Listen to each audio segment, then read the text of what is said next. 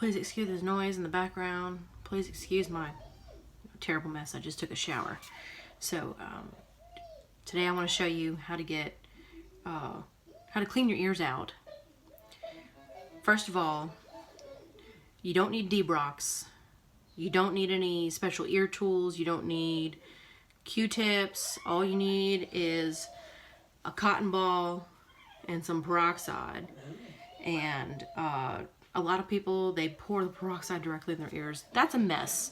Okay, I'm going to show you how to do this properly. I'm only going to show it to you once.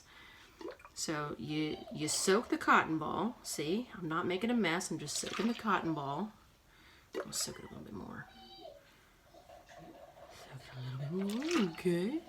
And now you put it in your ear like this, and you squeeze it into your ear.